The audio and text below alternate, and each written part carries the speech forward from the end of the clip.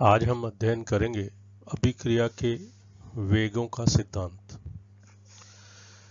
किसी अभिक्रिया के वेग को समझने के लिए दो सिद्धांत दिए गए हैं।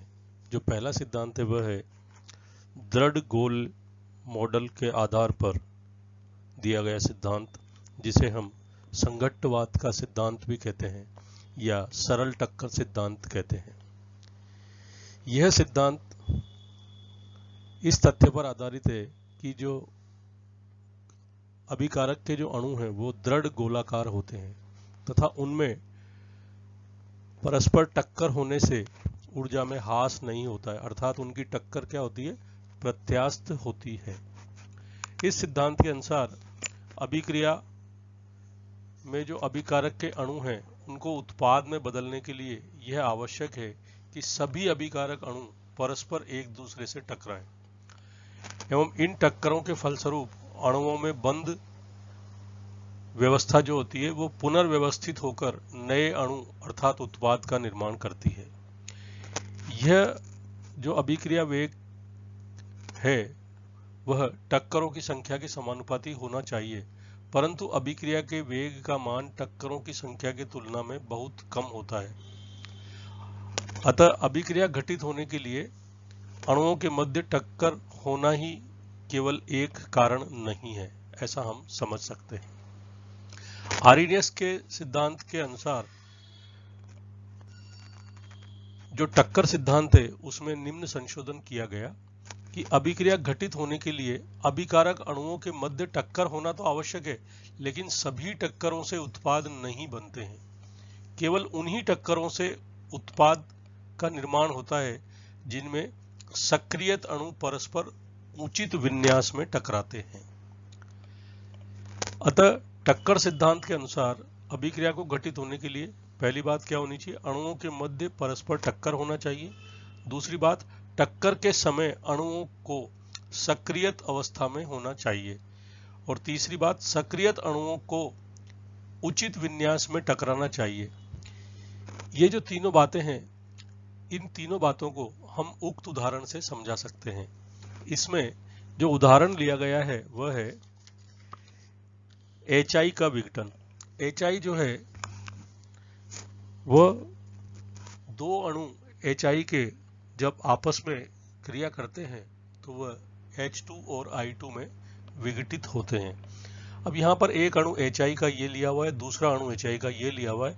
इनमें जब टक्कर हो रही है तो H I से टक्कर कर रहा है, इधर भी H I से टक्कर कर रहा है, इधर भी I H से टक्कर कर रहा है और इधर भी I H से टक्कर कर रहा है। तो इस टक्कर के फलस्वरूप जो है हमारी जो संभावित क्रिया थी वो नहीं हो रही है और HI प्लस IH जो है वो एज इट इज बने हुए हैं, अर्थात कि कोई क्रिया नहीं हुई है।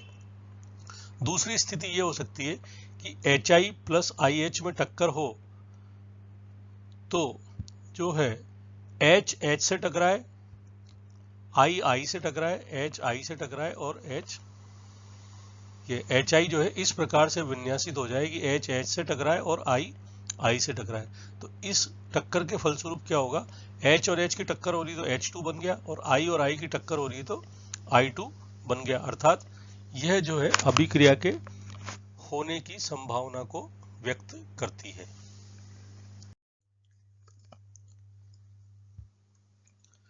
अब जो टक्कर सिद्धांत है वह मुख्यतः द्विअणुक अभिक्रियाओं पर ही लागू होता है। कुछ संशोधन के साथ इसे एक अणुक अभिक्रियाओं पर भी लागू किया जा सकता है। द्विअणुक वेग स्थिरांक के लिए हम जो है व्यंजक निम्न प्रकार से व्यक्त करते हैं, A plus be changing into product. यहाँ पर K क्या है, दूसरी कोटि का द्विअणुक अभिक्रिया के लिए वेग स्थिरांक है। तो इस अभिक्रिया का वेग क्या होगा, निम्न प्रकार से दिया जाएगा, वेग बराबर K वेग नियतांक multiplied by A and B। अब यदि अभिक्रिया में A के Na मोल प्रति लीटर तथा B के Nb मोल प्रति लीटर उपस्थित हों तो A का सक्रिय आयतन क्या हो जाएगा, Na, तथा B का सक्रिय आयतन Nb हो जाएगा। अतः अभिक्रिया के वेग को हम क्या प्रदर्शित कर सकते हैं, K बराबर Na इंटू Nb। अब टक्कर सिद्धांत के अनुसार द्विअणुक अभिक्रिया का वेग निम्न प्रकार से दिया जाएगा, वेग बराबर ZAB मल्टीप्लाइड बाई Q। यहाँ पर ZAB प्रति घन सेंटीमीटर प्रति सेकंड A तथा B के मध्य होने वाले टक्करों की संख्या। पुनः समझिए, ZAB बराबर प्रति घन सेंटीमीटर प्रति सेकंड A तथा B के मध्य होने वाले टक्करों की संख्या है, अर्थात इकाई आयतन में प्रति सेकंड होने वाले टक्करों की संख्या क्या है, वह Z है, तथा Q बराबर क्या है, प्रभावी टक्कर जिनसे कि उत्पाद का निर्माण होता है। अब गैसों के अणुगति सिद्धांत से हम बता सकते हैं कि ZAB बराबर NA into NB DAB square 8 pi RT upon mu raised to the power 1/2। यहां पर DAB क्या है, टक्कर का व्यास है। टक्कर का व्यास कैसे निकालेंगे, DA एक अणु का व्यास प्लस DB बी अणु का व्यास डिवाइडेड बाई 2। R जो है वह गैस नियतांक है, T परम ताप है तथा म्यू जो है समानीत द्रव्यमान है। म्यू बराबर Ma into MB upon Ma plus MB। यहाँ पर Ma अणु A का मोलर द्रव्यमान है तथा MB अणु B का मोलर द्रव्यमान है। अब बोल्ट्जमान वितरण नियम से प्रभावी टक्करों का अंश Q बराबर हो जाएगा E raised to the power minus EA upon RT। यहाँ पर EA क्या है, सक्रियण ऊर्जा है। अब उक्त समीकरण से ZAB का मान और Q का मान हम जो हमारी समीकरण संख्या 3 है उसमें रखते हैं, तो जो अभिक्रिया का वेग है वो हो जाएगा NA/NB D square AB multiplied by 8 pi RT upon pi raised to the power half multiplied by E raised to the power minus EA upon RT। अब जो है इसको हम समीकरण 2 तथा समीकरण 6 को जब हम तुलना करते हैं तो K का मान हमें क्या प्राप्त होता है, K बराबर D square AB multiplied by 8 pi RT upon mu raised to the power half and E raised to the power minus EA upon RT। यह जो समीकरण है वह द्विअणुक अभिक्रिया के लिए वेग स्थिरांक का व्यंजक है।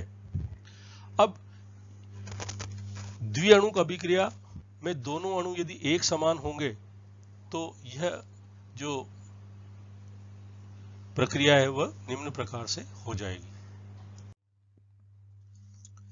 इसमें क्या होगा, twice A changing into product, तो अभिक्रिया का वेग क्या हो जाएगा, वेग बराबर K इंटू A स्क्वायर, और अभिक्रिया के लिए ZAA का मान हो जाएगा 2NA square DA square 8 pi RT upon Ma raised to the power 1/2। अतः द्विअणुक वेग स्थिरांक हो जाएगा K बराबर 2DA square 8 pi RT upon Ma raised to the power half into E raised to the power minus EA upon RT। उक्त समीकरण जो है समीकरण 9 टक्कर सिद्धांत से समान अणुओं वाले अभिक्रिया के वेग स्थिरांक का व्यंजक है। तो समीकरण 7 एवं समीकरण 9 की तुलना आर्यन समीकरण K बराबर A E raised to the power minus EA upon RT से करने पर A बराबर क्या हो जाएगा, D square AB 8 pi RT upon mu raised to the power 1/2।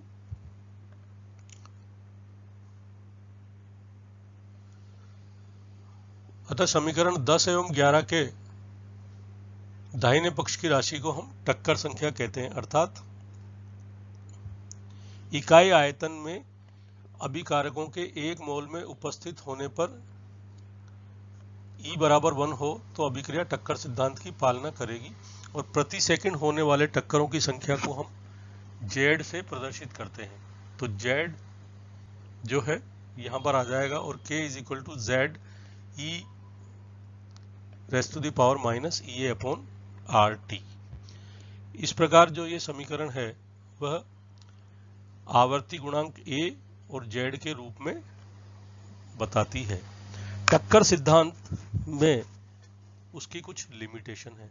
टक्कर सिद्धांत सरल अणुओं की अभिक्रियाओं पर ही लागू होता है जो दृढ़ गोले के समान व्यवहार करते हैं तथा जिनमें केवल एक ही प्रकार की गति होती है, अर्थात स्थानांतरण गति यानी कि ट्रांसलेटरी मोशन। जटिल अणुओं की अभिक्रियाओं पर अधिक उपयोगी यह सिद्धांत नहीं है क्योंकि वे दृढ़ गोले के समान नहीं होते तथा उनमें स्थानांतरण गति के साथ साथ कंपन एवं घूर्णन, वाइब्रेशनल एवं रोटेशनल गतियां भी होती है क्योंकि वे दृढ़ गोले के समान नहीं है, अर्थात